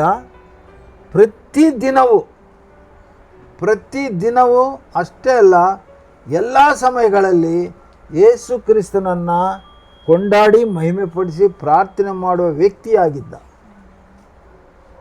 ಭಾಳ ಸಂತೋಷದ ವಿಷಯ ಇದು. ಅವನೇನು ಮಾಡ್ತಾ ಇದ್ದಾನೆ ಇಲ್ಲಿ? ಪ್ರತಿದಿನ ಅವ್ರ ಮನೆಯಲ್ಲಿ ಕುಟುಂಬ ಪ್ರಾರ್ಥನೆ ಮಾಡ್ತಾ ಇದ್ದ. ನಾವು ತಿಂಗಳಿಗೊಂದ್ಸರಿ ಮಾಡ್ತೀವಿ, ವರ್ಷಕ್ಕೊಂದ್ಸರಿ ಮಾಡ್ತೀವಿ ಕುಟುಂಬ ಪ್ರಾರ್ಥನೆ ಮಾಡೋದು. ರಕ್ಷಣೆ ಸಿಗೋದಿಲ್ಲ, ರಕ್ಷಣೆ ಭಾಗ್ಯ ಸಿಗೋದಿಲ್ಲ. ರಕ್ಷಣೆ ಅಂದರೆ ಯೇಸು ಸ್ವಾಮಿನ ಫಸ್ಟು ನಂಬಬೇಕು. ನೀವು ಹೋಗಿರಿ, ಸರ್ವ ಸೃಷ್ಟಿಗೆ ಸುವಾರ್ತೆಯನ್ನು ಸಾರಿರಿ, ನಂಬಿ ದೀಕ್ಷಾ ಸ್ನಾನ ಪಡೆದವರು ರಕ್ಷಣೆ ಹೊಂದಿಕೊಳ್ಳುವರು. ನಂಬಿ ದೀಕ್ಷಾ ಸ್ನಾನ ತೆಗೆದುಕೊಂಡವರು ರಕ್ಷಣೆ ಹೊಂದಿಕೊಂಡವರು. ರಕ್ಷಣೆ ಅಂದ್ರೇನು ಅರ್ಥ ಮಾಡ್ಕೊಳ್ಬೇಕು. ರಕ್ಷಣೆ ಅಂದ್ರೇನು ಹೇಳ್ತಾರೆ, ಹುಟ್ಟಿದಾಗಿಂದ ನೀನು ಯಾವತ್ತು ರಕ್ಷಣೆ ತಗೊಳ್ತೀಯೋ ಅಲ್ಲಿವರೆಗೆ ನಿನ್ನ ಲೆಕ್ಕದಲ್ಲಿರುವಂಥ ಎಲ್ಲ 3 ವಿಧವಾದ ತಪ್ಪುಗಳು, ಅಪರಾಧಗಳು, ಪಾಪಗಳು ಕ್ಷಮಿಸಲ್ಪಡುವವು. ಫ್ರೀಯಾಗಿ will be excused at the rate of ಫ್ರೀಯಾಗಿ ದೇವ್ರಿಗೆ ಕ್ಷಮಿಸಿಬಿಡ್ತಾನೆ. ಈ ಪದ ಅರ್ಥ ಆಯ್ತಾ? ಈಗ ಅಯ್ಯ ಪೀಟ್ರ ಎದ್ದು ಹಿಂಗೆ ಹೋಗ್ಬೇಕಾದ್ರೆ ಕಾಲಿಂದ ನಾನು ಕಾಲು ತಗಿಲ್ತು, ಉದ್ದ ಮೇಲೆ ಹಂಗೆ ಹೋದರೆ ಅಯ್ಯ ನಾನು ಹೋದ್ರು ಅಂತ ನಾನು ಅನ್ಕೊತೀನಿ. ಒಂದು ವೇಳೆ ಅಯ್ಯ ಕಾಲು ತಗಿಲ್ತು ಸಾರಿ ಅಂದರು, ಅದು ಕ್ಷಮಿಸಲ್ಪಡುವುದು. ಹೌದಲ್ಲ? ಹೋಗ್ತಾ ಎಲ್ಲೋ ಮಿಸ್ಟೇಕ್ ಆಯಿತು, ಯಾರನ್ನೋ ಹೊಡೆದಿವಿ, ರಕ್ತ ಬರಂಗ ಹೋಯಿತು. ಆಮೇಲೆ ಏನಾಯಿತು, ಪೊಲೀಸರು ಅರೆಸ್ಟ್ ಮಾಡಿದರು, ಕೋರ್ಟಿಗೆ ಹೋದರು, ಕೋರ್ಟಿಂದ ಜೈಲಿಗೆ ಹೋಗ್ಬೇಕಾಯ್ತು. ಕಂಟಿನ್ಯೂಸ್ ಸಾಯೋವರೆಗೆ ಜೈಲಿನಲ್ಲಿ ಇರ್ತಾರ? ಇಲ್ಲ, ಶಿಕ್ಷೆ ಅನುಭವಿಸಿ ಹೊರಗೆ ಬರ್ತಾರೆ. ಹೌದಲ್ವಾ? ಅಂದರೆ your mistake will be excused at the rate. ಹಣ ಕೊಟ್ಟು, ಬೆಲೆ ಕೊಟ್ಟು ಅದಕ್ಕೆ ಕ್ಷಮಿಸಲ್ಪಡುವುದು. ಒಂದು ಹಣ ಇಲ್ಲದಾಗೆ ಕ್ಷಮಿಸಲ್ಪಡುವುದು, ಇನ್ನೊಂದು ಹಣ ಕೊಟ್ಟು ಕ್ಷಮಿಸಲ್ಪಡುವುದು, ಇನ್ನೊಂದು ಕ್ಷಮಾಪಣೆನೇ ಇಲ್ಲ. ಪಾಪ ಒಂದು ತಪ್ಪು, ಅಪರಾಧ, ಪಾಪ, ಮಿಸ್ಟೇಕ್, ಅಫೆನ್ಸ್, ಆಮೇಲೆ ಸಿನ್. ಇದು ಮಾಡಿದವ್ರಿಗೆ ದೇವ್ರ ವಾಕ್ಯ ನಾವೇನು ಹೇಳ್ಕೊಂಡ್ವಿ ಅಂದರೆ, ನೀನು ಒಳ್ಳೇದು ಮಾಡಿದರೆ ನಿನಗೆ ಒಳ್ಳೇದು ಆಗ್ತದೆ. ಒಂದು ವೇಳೆ ನೀನು ಕೆಟ್ಟದೇ ಮಾಡ್ಕೊಂಡು ಹೋಗೋದಾದರೆ ನೀನು ಲೆಕ್ಕ ಕೊಡಬೇಕು. ಲೆಕ್ಕ ಕೊಡಲೇಬೇಕು. ಮಾತಿನಲ್ಲಿ ಹೇಳ್ತಿರ್ತಾರೆ ಊರಲ್ಲಿ, ಉಪ್ಪು ತಿಂದವರು ಯಾಕೆ ಹೇಳ್ತಾರೆ ಹೇಳಿ? ಆಗಲೇಬೇಕು, ಇಲ್ದಾದ್ರೆ ಕೊರಡೆಲ್ಲ ಕಟ್ಟಾಗ್ಬಿಡ್ತಾವಂತೆ. ಹಾಗೆ ನಾವು ತಪ್ಪು ಮಾಡಿದರೆ ಈ ಲೋಕದಲ್ಲಿ ದಿನ ಬರ್ತದೆ. ಏಸಪ್ಪ 2ನೇ ಸಾರಿ ಭೂಲೋಕಕ್ಕೆ ಬರುವಂಥ ಸಮಯದಲ್ಲಿ ಆತನು ಜಡ್ಜ್ಮೆಂಟ್ ಮಾಡ್ತಾನೆ. ಜಡ್ಜ್ಮೆಂಟ್ ಮಾಡುವಾಗ ನೀನು ಲೆಕ್ಕ ಒಪ್ಪಿಸಬೇಕು. ನಿನ್ನ ಲೆಕ್ಕದಲ್ಲಿ ಏನೇನೋ ಎಲ್ಲ ಬರ್ದು ನೀನೇನು ಆಲೋಚನೆ ಮಾಡಿದ್ದು ಎಲ್ಲ ಅಲ್ಲಿ ಬರೆಯಲ್ಪಟ್ಟಿರ್ತದೆ. ಆ ಬುಕ್ಕ ಹೆಸರು ಬುಕ್ ಆಫ್ ಲೈಫ್, ಜೀವ ಗ್ರಂಥ. ಆ ಬುಕ್ ಹೆಸರೇನು? ಆ ಬುಕ್ಕಲ್ಲಿ ಹೆಸರಿರ್ಬೇಕು ನಮ್ಮದು, ಹಂಗಾದ್ರೆ ನೀನು ಪರಲೋಕ. ಆ ಬುಕ್ಕಲ್ಲಿ ಹೆಸರಿರಬೇಕು ಅಂದರೆ ನೀನು ಒಂದಾದರೂ ಒಂದು ಆತ್ಮ ಸಂಪಾದಿಸಬೇಕು. ನೀನು ಆತ್ಮಗಳು ಸಂಪಾದಿಸಿದೆ ಅಂದರೆ ಆ ಬುಕ್ಕಲ್ಲಿ ನೀನು ಎಂಟ್ರಿ ಇರೋದಿಲ್ಲ. ಆ ಬುಕ್ಕಲ್ಲಿ ಎಂಟ್ರಿ ಆದರೂ ಕೂಡ ನೀನು ಏನು ಆಲೋಚನೆ ಮಾಡಿದ್ದು, ನೀನೇನು ಕ್ರಿಯೆ ಮಾಡಿದ್ದು, ನೀನೇನು ಮಾತಾಡಿದ್ದು, ಸೇವೆಗೆ ಅಡ್ಡಿಪಡಿಸಿದ್ದೀರ, ಏಸಪ್ಪನ ಬೈದೀಯಾ, ಸೇವಕರನ್ನು ಬೈದೀಯಾ, ದೈವ ಜನರನ್ನು ಬೈದೀಯಾ, ನಿನ್ನ ಸಭಾ ಪಾಲಕನನ್ನು ಬೈದೀಯಾ, ಅವ್ರ ಕುಟುಂಬವನ್ನು ಬೈದೀಯಾ, ಅವ್ರ ಮಕ್ಕಳನ್ನು ಬೈದೀಯಾ, ಇವೆಲ್ಲವೂ ಲೆಕ್ಕಕ್ಕೆ ಬರ್ತವೆ. ಪ್ರಿಯ ಮಕ್ಕಳೇ, ಇವತ್ತು ತಿಳ್ಕೊಳ್ರಿ, ಬಹಳ ಅರ್ಥ ಗಂಭೀರವಾದಂಥ ಮಾತು ಇದು. ಅಲ್ಲಿ ನಾವು ಲೆಕ್ಕ ಒಪ್ಪಿಸಬೇಕು. ಆ ಲೆಕ್ಕ ಒಪ್ಪಿಸಬೇಕಾದ್ರೆ ಲೆಕ್ಕಕ್ಕೆ ತಕ್ಕಂತೆ ನಿನಗೆ ಶಿಕ್ಷೆ, ಲೆಕ್ಕಕ್ಕೆ ತಕ್ಕಂಗೆ ನಿನಗೆ ವರ, ಹೌದಲ್ವಾ? ಹಾಗಾಗಿ ನೀವು ಹೇಗಿರಬೇಕು ಅಂದರೆ ಯಾವಾಗಲೂ ಪ್ರಾರ್ಥನೆ ಮಾಡೋರಾಗಿರಬೇಕು, ಏಸಪ್ಪನ್ನ ಕೊಂಡಾಡುವವರಾಗಿ ಮಹಿಮೆಪಡಿಸೋರಾಗಿರಬೇಕು. ಇಲ್ಲಿ ಕೊರ್ನೇಲಿ ಯಾವಾಗಲೂ ಕೊಂಡಾಡ್ತಿದ್ನಂತ, ಯಾವಾಗಲೂ ಪ್ರಾರ್ಥನೆ ಮಾಡ್ತಿದ್ದ. ಪ್ರತಿ ದಿನ ಕೂಡ ಅವ್ರ ಕುಟುಂಬದವರ ಜೊತೆಯಲ್ಲಿ ಕೂಡಿಕೊಂಡು ಆ ಬೀದಿಲಿರೋರೆಲ್ಲರ ಎಲ್ಲರೂ ಕಲೆ ಹಾಕ್ಕೊಂಡು ಅಲ್ಲಿ ಒಂದು ಚಿಕ್ಕ ಹಿಂಡು ಮಾಡಿ ಆ ಹಿಂಡಿನ ಜೊತೆ ಇವರು ಪ್ರಾರ್ಥನೆ ಮಾಡಿ ದೇವರನ್ನು ಕೊಂಡಾಡುವನು, ಏಸಪ್ಪನ ಕೊಂಡಾಡುವನ ಮಗನಾಗಿದ್ದ. ಅಲ್ಲಿಗೆ ಏನಾಯಿತು, ಈಗ ಈತಂದು ಲೆಕ್ಕಾಚಾರ ಎಲ್ಲ ಪರಲೋಕಕ್ಕೆ ಹೋಯಿತು. ಲೆಕ್ಕಾಚಾರ ಎಲ್ಲೋಯ್ತು? ಹೆಂಗೆ ಹೋಯ್ತಪ್ಪ ಅಂದರೆ ಪರಲೋಕದಿಂದ ದೇವದೂತನೇ ಬಂದ ಕೆಳಗೆ. ಪರಲೋಕದಿಂದ ಯಾರು ಬಂದರು? ದೇವದೂತರು ಬಂದು ಕೊರ್ನೇಲಿಗೆ ಹೇಳ್ತಂದ್ರೆ, ಕೊರ್ನೇಲಿ ನಿನ್ನ ಪ್ರಾರ್ಥನೆಗಳೆಲ್ಲವೂ ಕೂಡ ಪರಲೋಕಕ್ಕೆ ಬಂದು ದೇವರ ಪಾದ ಸನ್ನಿಧಿಗೆ ಸೇರಿದೆ. ದೇವರು ನಿನ್ನ ಪ್ರಾರ್ಥನೆ ಕೇಳಿಸ್ಕೊಂಡಿದ್ದಾನೆ. ಭಾಳ ಸಂತೋಷದ ಮಾತು. ನಮ್ಮ ಪ್ರಾರ್ಥನೆ ದೇವ್ರ ಹತ್ರ ಹೋಗ್ತದ? ಒಂದು ಉದಾಹರಣೆ ಹೇಳ್ತೀನಿ. ಹೈದರಾಬಾದ್ಗೆ ಹೋಗಿದ್ದೆ ನಾನು 96ರಲ್ಲಿ. ಮೋರಿಸ್ ಸಿರೋಲ್ ಅಂತ ಎಂದು ನನ್ನ ಮಗಳಾಗು ನೀನು, ನಿನಗೆ ತಂದೆ ಆಗಿರ್ತೀನಿ, ನೀನು ಕಾಪಾಡ್ತೀನಂತೆ, ನೀನು ರಕ್ಷಣೆ ಕೊಡ್ತೀನಿ, ನಿನ್ನ ಪರಲೋಕಕ್ಕೆ ಕೊಡ್ತೀನಿ ಅಂತ ಹೇಳಿದ್ದಕ್ಕೆ ಆಕೆ ಬಂದಿದ್ಲು. ನಮ್ಮ ಜೊತೆ ಎಲ್ಲ ಟೀ ಕುಡಿಲಿಕ್ಕೆ ಹೋದ್ವಿ, ಲಂಚ್ ಬ್ರೇಕಲ್ಲಿ ಟೀ ಮಾಡ್ತಾಯಿದ್ದ, ಎಲ್ಲ ನಿಂತ್ಕೊಂಡಿದ್ವಿ, ಮಾತಾಡ್ತಿದ್ವಿ. ಅವನು ಪಕೋಡಿ ಹಾಕಿದ್ದ. ಪಕೋಡಿಯಲ್ಲಿ ಆಗೋಗ್ಬಿಟ್ಟಿತ್ತು. ಪಕೋಡಿ ನುಸಿ ಇರ್ತದಲ್ಲ, ನಾನೇನು ಮಾಡಿದೆ, ಆ ನುಸಿ ತಗೊಂಡು ಬಾಯಲ್ಲಿ ಹಾಕ್ಕೊಂಡೆ. ನಾನು ವೇಸ್ಟ್ ಅಲ್ಲ ಅಂದ್ಕೊಂಡು, ಸರ್ ಹಂಗೆ ಮಾಡಬೇಡ್ರಿ ಸರ್ ಅಂದ ಅಂಗಡಿಯವನು. ಏನಾಯ್ತಪ್ಪ? ಸಾರ್ ನಾನು ಬಡವ ಸಾರ್, ಅದನ್ನೂ ಮಾರ್ಕೊತೀನಿ ಸರ್ ನಾನು. ನನಗೆ ಬೇಜಾರಾಯಿತು. ಅಪ್ಪ ನೀನೇನು ಚಿಂತೆ ಮಾಡಬೇಡ, ನಾನು ಒಂದು ಸ್ವಲ್ಪ ತೊಗೊಂಡಿನಿ, ಅದಕ್ಕೇನಾದ್ರು ದುಡ್ಡು ಕಾಸು ಬೇಕಂದ್ರೆ ಅದು ಎಷ್ಟಾಗ್ತದೆ ಹೇಳು, ನಾನು ಕೊಡ್ತೀನಿ. ಸಾರ್ ಮಂದಿನ ನಾನು ನೋಡ್ತೀನಿ ಸಾರ್, ನೀವು ಗೊತ್ತಿಲ್ಲದೆ ತೊಗೊಂಡಿದ್ದೀರಿ ಸಾರ್, ಭಾಳ ಮಂದಿ ಬರ್ತಾರೆ ಸರ್, ನಾನು ಈ ಕಡೆ ನೋಡ್ತಿದ್ದಾಗ ಹಿಂಗೆ ಎತ್ಕೊಂಡು ಬಾಕೆಣ್ಣಗೆ ಹಾಕ್ಕೊಂಡು ಹಿಂಗೆ ಎತ್ಕೊಂಡು ಬಾಯಿಗೆ ಹಾಕ್ಕೊಂತಾರೆ ಸರ್, ಗೊತ್ತಿದ್ದು ತಪ್ಪು ಮಾಡ್ತಾರೆ ಸರ್, ನೀವು ಏನು ಕೊಡೋದು ಬೇಕಾಗಿಲ್ಲ ಸರ್ ಅನ್ನ ಟೀ ಕುಡಿದು ಮತ್ತೆ ವಾಪಸ್ ಬರ್ಬೇಕಾರೆ ಆ ಸಿಸ್ಟರ್ ಒಂದು ಮಾತು ಹೇಳೋದಿಲ್ಲ ನನಗೆ.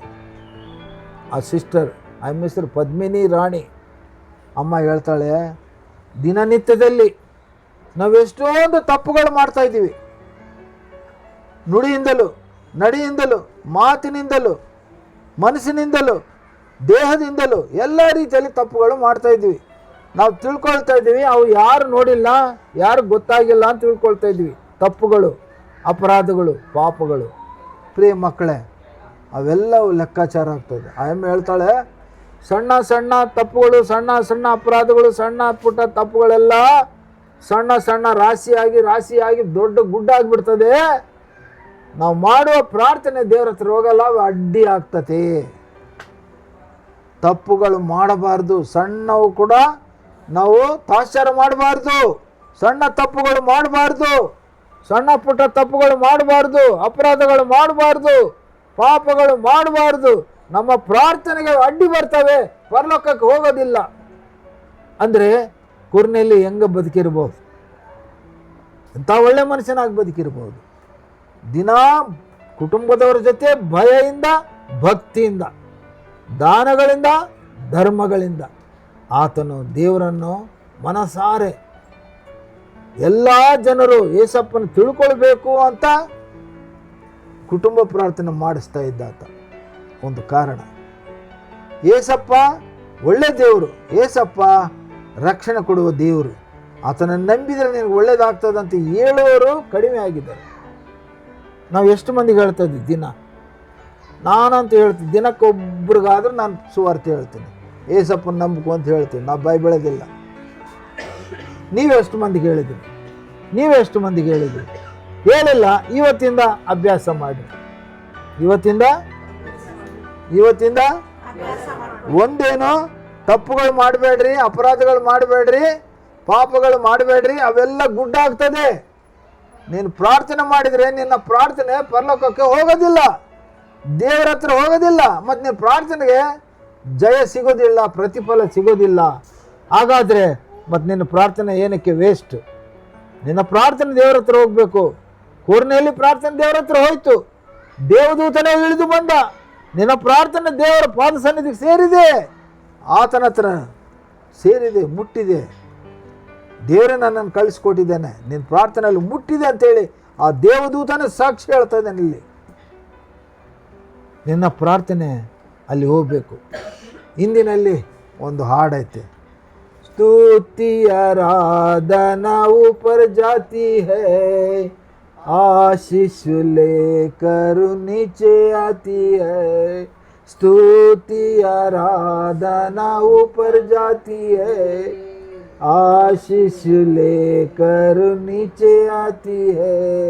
प्रभु हमारा कितना महान, देखो हमसे करता है प्यार. प्रभु हमारा कितना महान, देखो हमसे करता है प्यार. Hallelujah hallelujah hallelujah hallelujah. ಹಾಡಿನ ಸಾರಾಂಶ, ಹಾಡಿನ ತಾತ್ಪರ್ಯ ಏನು ಹೇಳ್ತದಂದರೆ, ನಾವು ಮಾಡುವ ಸ್ತುತಿ ಆರಾಧನೆಗಳು ಅವೆಲ್ಲವೂ ಕೂಡ ಆ ದೇವರ ಹತ್ರ ಹೋಗ್ತವೆ. ಅಲ್ಲಿ ಹೋಗಿ ಅಲ್ಲಿಂದ ಆಶೀಸ್ಸುಗಳನ್ನು, ಆಶೀರ್ವಾದಗಳನ್ನು, ಜಯವನ್ನು ತೆಗೆದುಕೊಂಡು ನೀಚೆ ಹಾಕಿ ಕೆಳಗೆ ನಮ್ಮ ಹತ್ರ ಬರ್ತವೆ. ಮತ್ತೆ ಅವು ಆಗಿರಬೇಕು ನಮ್ಮ ಪ್ರಾರ್ಥನೆ. ಭಾಳ ಮಂದಿ ಪಾಸ್ಟರ್ಗಳು ನೋಡ್ತಾ ಇದ್ದೀವಿ, ಭಾಳ ಮಂದಿ ವಿಶ್ವಾಸಿಗಳು ನೋಡ್ತಾ ಇದ್ವಿ. ಜೀವನ ಅಷ್ಟಕ್ಕಷ್ಟೇ ಐತೆ, ಅದೇ ದರಿದ್ರ, ಅದೇ ಬಡತನ. ಯಾಕಂದರೆ ಬಾಯಿ ತೆಗೆದರೆ ಸುಳ್ಳು, ಬಾಯಿ ತೆಗೆದರೆ ಮೋಸ, ದ್ರೋಹ. ಯಾರ ತಲೆ ಮೇಲೆ ಟೋಪಿ ಹಾಕೋಣ, ಯಾರ ತಲೆ ಮೇಲೆ ಕೈ ಇಡೋಣ, ಯಾರು ಮೋಸ ಮಾಡೋಣ, ಈ ಬುದ್ಧಿ ಇಟ್ಕೊಂಡು ನೀನು ಪ್ರಾರ್ಥನೆ ಮಾಡೋದಾದರೆ ದೇವರ ಸನ್ನಿಧಿಗೆ ಹೇಗೆ ಹೋಗುತ್ತೆ ಇದು? ಪ್ರಿಯ ದೇವರ ಮಕ್ಕಳೇ, ದೇವರು ಇವತ್ತು ವಾಕ್ಯದ ರೂಪದಲ್ಲಿ ನಿನ್ನ ಹತ್ರ ಮಾತಾಡ್ತಾ ಇದ್ದಾನೆ. ಕೊರ್ನೆಲಿ ಪ್ರಾರ್ಥನೆ ದೇವ್ರ ಹತ್ರ ಹೋಯ್ತು. ದೇವರು ಅಲ್ಲಿಂದ ದೇವದೂತನಿಗೆ ಹೇಳಿ ಕಳಿಸಿದ, ನಿನ್ನ ಪ್ರಾರ್ಥನೆ ದೇವ್ರಿಗೆ ಮುಟ್ಟಿದೆ. ವಾಕ್ಯವನ್ನು ನೋಡ್ಕೊಂಡಿವಿ. ಯಾರೇ ಆಗಲಿ ಮಾಡಿದ್ದಕ್ಕೆ ಪ್ರತಿಫಲ ಸಿಗ್ತದೆ ಅಂತ ಹೇಳಿ ನಾವು ನೋಡಿಕೊಂಡು ಯಾವ ವಾಕ್ಯದಲ್ಲಿ ಅದು ರೋಮರಿಗೆ ಬರೆದ 2ನೇ ಅಧ್ಯಾಯ 6ನೇ ವಚನದಲ್ಲಿ ಮತ್ತು 2ನೇ ಕೊರಿಂಥಿ 5ನೇ ಅಧ್ಯಾಯ 10ನೇ ವಚನದಲ್ಲಿ ಏನು ಬರೆದಿಟ್ಟೈತೆ, ನೀನು ಒಳ್ಳೆ ಪ್ರಾರ್ಥನೆ ಮಾಡಿ ಒಳ್ಳೆ ಮಗಳಾಗಿ ಪರಿಶುದ್ಧವಾಗಿರುವುದಾದರೆ ನಿನ್ನ ಪ್ರಾರ್ಥನೆಗಳು ದೇವರು ಖಂಡಿತವಾಗಿ ಆತನು ಕೇಳಿಸ್ಕೊಳ್ತಾನೆ, ಅದಕ್ಕೆ ಸದುತ್ತರವನ್ನು ಕೊಡ್ತಾನೆ. ಸ್ವಾಮಿಯೇ ಹೇಳಿದ್ದಾನೆ, ನೀನು ಆಪತ್ಕಾಲದಲ್ಲಿ ನನಗೆ ಮೊರೆ ಇಡು, ನನಗೆ ನಿನಗೆ ಸದುತ್ತರವನ್ನು ಕೊಡ್ತೀನಿ, ಅಗೋಚರವಾದ ವಿಷಯಗಳಿಗೆ ನಾನು ಗೋಚರಪಡಿಸ್ತೀನಿ. ಆತನು ಸಹಾಯ ಮಾಡುವ ದೇವರು ಏಸಪ್ಪ. ಕಷ್ಟದಲ್ಲಿದ್ದವ್ರಿಗೆ ಸಹಾಯ ಮಾಡ್ತಾನೆ. ಕನಿಕರ ತೋರಿಸುವ ದೇವರು, ಕರುಣೆಯುಳ್ಳ ದೇವರು, ದಯ ತೋರಿಸುವ ದೇವರು, ಕೃಪೆ ತೋರಿಸುವ ದೇವರಾಗಿದ್ದಾನೆ ಏಸಪ್ಪ. ಆತನ ಕೃಪೆ ಎಂದಿಗೂ ಅಳಿಸಿ ಹೋಗುವುದಿಲ್ಲ. ಪೌಲ ಭಕ್ತನಿಗೆ ಏನು ಹೇಳ್ದ? ನನ್ನ ಕೃಪೆ ನಿನಗೆ, ನನ್ನ ಕೃಪೆ ನಿನಗೆ. ಮತ್ತೆ ಕೃಪೆ ಬೇಕು, ಸಾಕಾ ಬೇಕಾ? ಸಾಕಾ ಬೇಕಾ? ನನಗೆ ಬೇಕು, ಕೃಪೆ ಬೇಕು. ಕೃಪೆ ಇಲ್ಲದ್ರೆ ನಾವೇನು ಮಾಡ್ಲಿಕ್ಕೆ ಸಾಧ್ಯ ಇಲ್ಲ. ದಿನದಿಂದ ದಿನಕ್ಕೆ ಕೃಪೆಯಿಂದ ಕೃಪೆಗೆ ನಾವು ನಡಿಬೇಕು ಅಂದರೆ ದೇವರಲ್ಲಿ ಭಯಭಕ್ತರಾಗಿರಬೇಕು, ಪರಿಶುದ್ಧರಾಗಿರಬೇಕು, ಆತನಿಗೆ ಮೆಚ್ಚುಗೆ ಆಗೋ ರೀತಿಯಲ್ಲಿ ಇರಬೇಕು. ಏಸಪ್ಪ ಬ್ಯಾಪ್ಟಿಸಮ್ ಹೊಂದಿಕೊಂಡ, ನೀವು ಬ್ಯಾಪ್ಟಿಸಮ್ ಹೊಂದಿಕೊಂಡಿರಿ. ಆದರೆ ಏನು ಬದಲಾವಣೆ ಬಂತು? ಏಸಪ್ಪ ಬ್ಯಾಪ್ಟಿಸಮ್ ಹೊಂದಿಕೊಂಡಿದಾಗ ಆಕಾಶ ತೆರೆಯಲ್ಪಟ್ಟು ಆ ಆಕಾಶ ಪರಲೋಕದಿಂದ ಸ್ವರ ಕೆಳಗೆ ಬಂತು. ಏನು ಬಂತು? ಈತನು ನನ್ನ ಪ್ರಿಯ ಮಗನು, ಈತನು ನನ್ನ ಪ್ರಿಯ ಕುಮಾರನು, ಪ್ರಿಯ ಮಗನು, ನಾನು ಈತನಲ್ಲಿ ಹೇಳಿ ಈತನೆಲ್ಲ ಆನಂದಿಸ್ತಾ ಇದ್ದೀನಿ ಅಂತಾನೆ ಸ್ವಾಮಿ. ಈತನು ನನ್ನ ಪ್ರಿಯ ಕುಮಾರನು. ಏಸಪ್ಪ ಬ್ಯಾಪ್ಟಿಸಮ್ ಹೊಂದ್ಕೊಂಡ್ಮೇಲೆ ಪರಿಶುದ್ಧಾತ್ಮ ದೇವರ ಮೇಲೆ ಬಂತು. ನೀನು ಬ್ಯಾಪ್ಟಿಸಮ್ ತೊಗೊಂಡಿ, ನಾವೆಲ್ಲರೂ ಬ್ಯಾಪ್ಟಿಸಮ್ ತೊಗೊಂಡಿವಿ. ಏಸಪ್ಪನಿಗೆ ತಂದೆಯಾದ ದೇವರಿಂದ ಮೆಚ್ಚುಗೆ ಬಂತು, ಮತ್ತು ನಮಗೆ ಏಸಪ್ಪನಿಂದ ಬರಬೇಕಲ್ಲ ಮೆಚ್ಚುಗೆ. ಬಂತ ಎಂದಾದರೂ ತೃಪ್ತಿ ಪಟ್ಟಿಯ? ಏಸಪ್ಪನ ಮಗಳಾಗಿದ್ದಕ್ಕಾಗಿ, ಏಸಪ್ಪನ ಮಗನಾಗಿದ್ದಕ್ಕಾಗಿ ನನಗೆ ಸಂತೋಷ ಆಗ್ತಾ ಇದೆ. ಏಸಪ್ಪ ಮಗನಾಗಿದ್ದಕ್ಕೆ ನನ್ನ ಸಗರ್ವ ಇದೆ. ನಾಚಿಕೆ ಪಡ್ತಿದ್ದೆ ನಾವು ಒಂದಾನೊಂದು ಕಾಲದಲ್ಲಿ. ಬ್ಯಾಪ್ಟಿಸಮ್ ತೊಗೊಂಡ್ಮೇಲೆ ಏಸಪ್ಪನ ಮಗ ಅಂತ ಹೇಳಲಿಕ್ಕೆ ನಾಚಿಕೆ ಪಡ್ಕೊತಿದ್ದೆ. ಇಲ್ಲ, ನಾಚಿಕೆ ಬೇಡ, ಭಯ ಬೇಡ. ಯಾಕಂದರೆ ಈ ಲೋಕದಲ್ಲಿ ಮನುಷ್ಯರು ನಮ್ಮನ್ನು ಭಯಬೀಳಿಸ್ಬೋದು, ಕೊನೆಗೆ ಪ್ರಾಣ ತೆಗೆಯಬಹುದು. ಆದರೆ ನಮಗೆ ನರಕ ಕೊಡಲ್ಲ ಅವರು, ಮೋಕ್ಷ ಸ್ವರ್ಗ ಪರಲೋಕ ಕೊಡಲ್ಲ ಅವರು. ನಮಗೆ ಪರಲೋಕ ಕೊಡುವಾತನು ರಕ್ಷಕನು, ಲೋಕಕ್ಕೆ ರಕ್ಷಣೆ ಕೊಡಲಿಕ್ಕೆ ಬಂದಂಥ ಲೋಕ ರಕ್ಷಕನಾಗಿರುವಂಥ ತಂದೆಯಾದ ದೇವರು ಏಸಪ್ಪ. ಅಲ್ಲೆಲುಯ್ಯ. ಹಾಗಾಗಿ ಪ್ರಿಯ ಮಕ್ಕಳು, ಇವತ್ತು ದೇವರ ವಾಕ್ಯ ನಿಮ್ಗೆ ಹೇಳ್ತದೆ, ದಾನ ಧರ್ಮಗಳು ಮಾಡುವವರಾಗಿರಬೇಕು. ರಕ್ಷಣೆ ಹೊಂದಿಕೊಂಡ ಮೇಲೆ ಇವು ಮಾಡೋದಾದರೆ ನಿನಗೆ ತತ್ಫಲ ಇದೆ, ಪ್ರತಿಫಲ ಇದೆ, ನಿನಗೆ ಒಳ್ಳೆ ಫಲ ಇದೆ, ಒಳ್ಳೆ ಆಶೀರ್ವಾದಗಳುಂಟು. ನೀವು ಯಾರೋ ಕೇಳಿದ್ರು, ಕ್ರೈಸ್ತರೇ ಯಾಕೆ ಓಲ್ಡ್ ಏಜ್ ಹೋಮ್ ಮಾಡ್ತಾರೆ, ಆರ್ಫನೇಜ್ ಹೋಮ್ ಮಾಡ್ತಾರೆ, ಎಲ್ಲ ದೀನ ಯಾರಿಗಾನ ಮಾಡಿದ್ದೀರಾ? ಸಹಾಯ ಮಾಡಿದ್ದೀರಾ? ಬೈಬಲ್ನಲ್ಲಿ ಬರೆಯಲ್ಪಟ್ಟಿದೆ, ಜೇಮ್ಸ್ನಲ್ಲಿ, ದೀನರಿಗೆ, ದಲಿತರಿಗೆ, ವಿಧವೆಯರಿಗೆ ನೀವು ಸಹಾಯ ಮಾಡಿರಿ. ಅದಕ್ಕೆ ಹಾಸ್ಟೆಲ್ಗಳು ಕಟ್ಸೋದು, ಅನಾಥ ಆಶ್ರಮಗಳು ಕಟ್ಸೋದು ಕ್ರೈಸ್ತರು. ಯಾಕಂದರೆ ದೇವ್ರ ವಾಕ್ಯದಲ್ಲಿ ಹೇಳಲ್ಪಟ್ಟಿದೆ, ಅವ್ರಿಗೆ ಸಹಾಯ ಮಾಡಿರಿ, ಅವ್ರಿಗೆ ದಾನ ಮಾಡಿರಿ, ಧರ್ಮ ಮಾಡಿರಿ ಅಂತ. ನೋಡಿರಿ, ಎಂಥ ಒಳ್ಳೆ ಶಾಸ್ತ್ರ ಇದೆ, ಎಂಥ ಒಳ್ಳೆ ಧರ್ಮಶಾಸ್ತ್ರ ಇದೆ, ಎಂಥ ಒಳ್ಳೆ ಪರಿಶುದ್ಧ ಗ್ರಂಥ ನಮ್ಮದು. ಇದರಲ್ಲಿ ಮನುಷ್ಯರನ್ನು ಮನುಷ್ಯರಾಗಿ ನೋಡ್ರಿ, ಮನುಷ್ಯರನ್ನು ಸಮಾನರಾಗಿ ನೋಡ್ರಿ ಅಂತ ಹೇಳೋ ಧರ್ಮಶಾಸ್ತ್ರಗಳು ಭೂಲೋಕದಲ್ಲಿ ಕಾಣೆವು. ಈ ಬೈಬಲ್ ಪರಿಶುದ್ಧ ಗ್ರಂಥದಲ್ಲಿ ಮನುಷ್ಯರಿಗೆ ನಾವು ಪ್ರೀತಿ ತೋರಿಸ್ಬೇಕು. ಸಭಿಕರು ನೀವು ಹೇಗಿರಬೇಕಂದ್ರೆ, ಚರ್ಚಲ್ಲಿ ಯಾರಿಗಾದ್ರೂ ಕಷ್ಟ ಇದೆ ಅಂದರೆ ಅವ್ರಿಗೆ ಸಹಾಯ ಮಾಡೋರಾಗಿರಬೇಕು.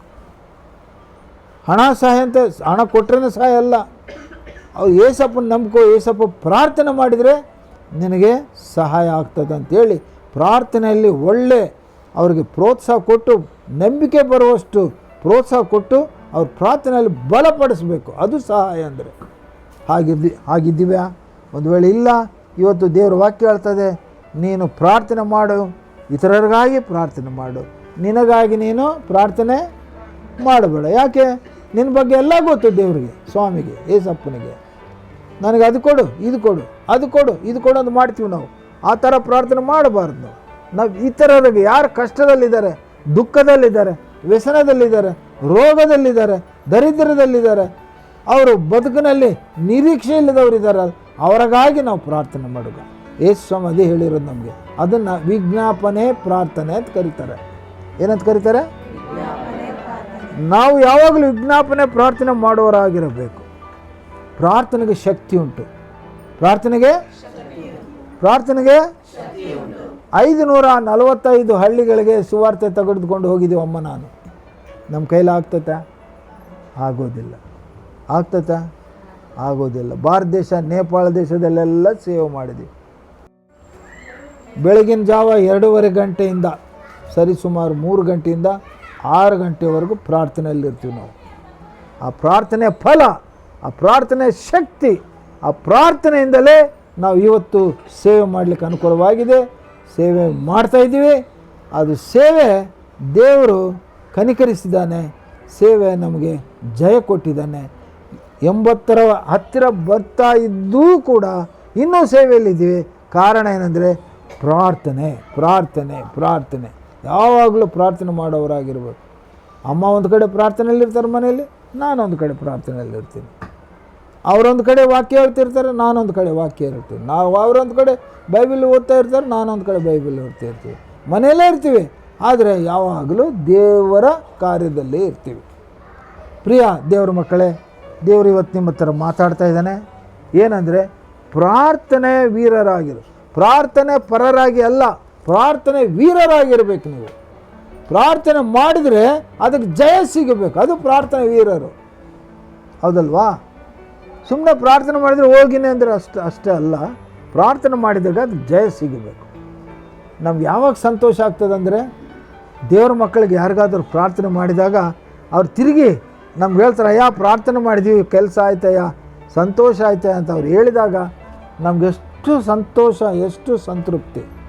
ಹಾಗಾಗಿ ನೀವು ಕೂಡ ಅದೇ ಥರ ಒಬ್ರಿಗೆ ಯಾರಿಗಾದ್ರೂ ಪ್ರಾರ್ಥನೆ ಮಾಡಿದಾಗ ಅಲ್ಲಿ ಜಯ ಸಿಕ್ಕಿರಬೇಕು.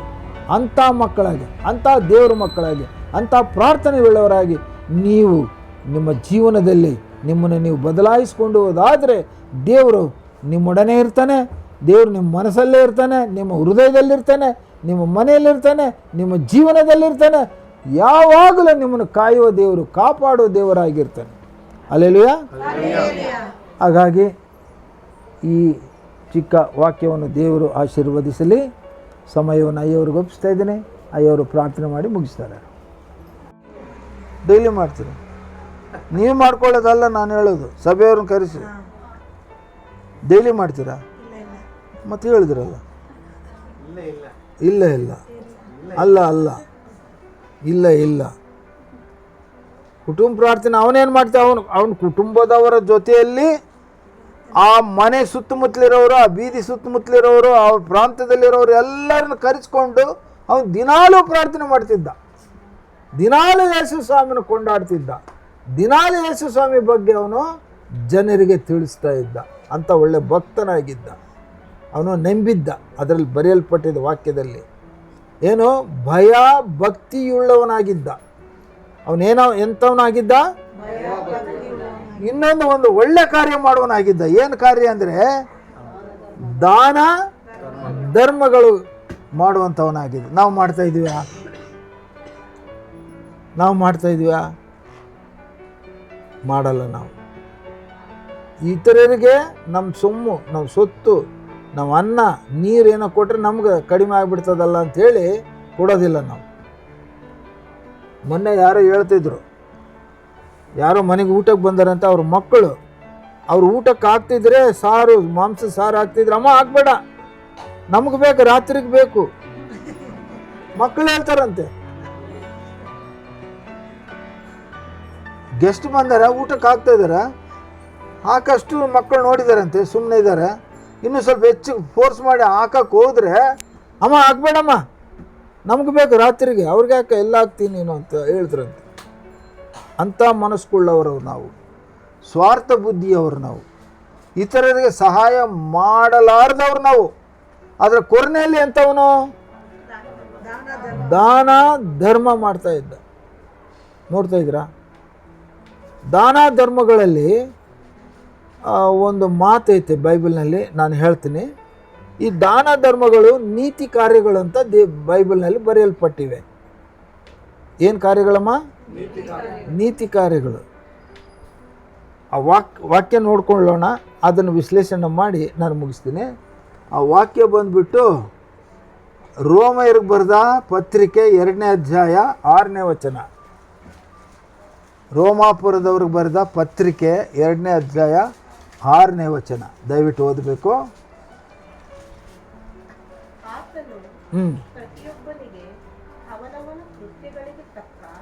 ಅವನವನ ಕೃತ್ಯಗಳಿಗೆ ತಕ್ಕ ಪ್ರತಿಫಲವನ್ನು ಕೊಡುವನು. ಒಂದು ಮಾತು ಜ್ಞಾಪಕದಲ್ಲಿ ಇಟ್ಕೊಳ್ರಿ. ಇನ್ನೊಂದು ವಾಕ್ಯ ನೋಡ್ಕೊಳ್ಳೋಣ.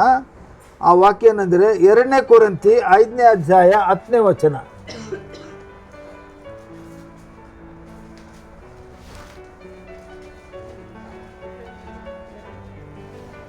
5ನೇ ಅಧ್ಯಾಯ 10ನೇ ವಚನ. 2ನೇ ಕೊರಿಂಥರಿಗೆ ಬರೆದ 2ನೇ ಪತ್ರಿಕೆ. ಯಾಕಂದರೆ ಪ್ರತಿಯೊಬ್ಬನು ಏನಮ್ಮ ತನ್ನ ದೇಹದ ಮೂಲಕ ಒಳ್ಳೆಯದಕ್ಕಾಗಲಿ ಕೆಟ್ಟದಕ್ಕಾಗಲಿ ಸರಿಯಾಗಿ